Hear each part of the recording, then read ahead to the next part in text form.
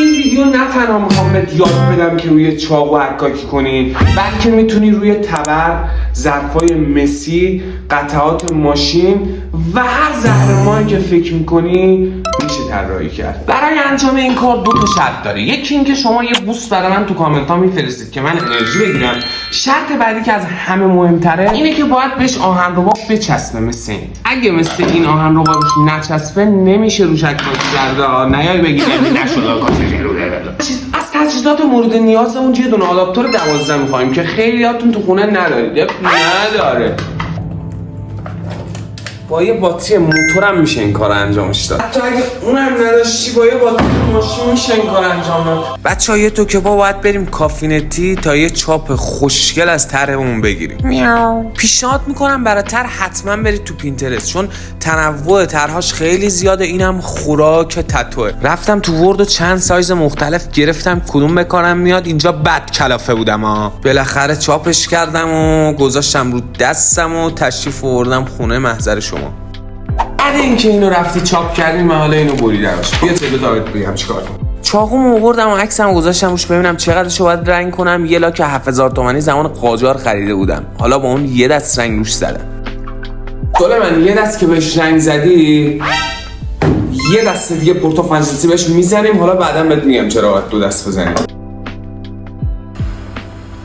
بعد خوش شدنش یه کاربن گذاشتم روش و عکسم هم گذاشتم روی کاربن و یه دست روش با خودکار کشیدم که عکس بیفته زیر. خیلی زرنگم ماشاءالله. حالا اون سطحی که روش نقاشی کشیدیم و با سوزن میتراشیم تا آماده بشه برای حکاکی کردن.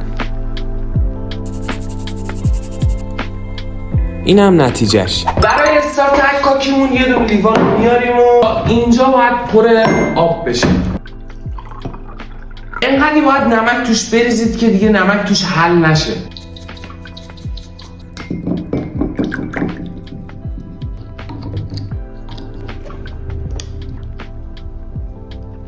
میگم شما الان یه ماشین طراح الکتریکی داری. فکر کنم اسمش همین بشه. چوسی دیگه چوسی. حالا چجوری کار میکنه؟ این سری که پنبه زدیم و میکنیم تو آب، بعدش میذاریم رو سطحی که میخواد روش حکاکی بشه. دقت بکنید که این بخشش خیلی مهمه.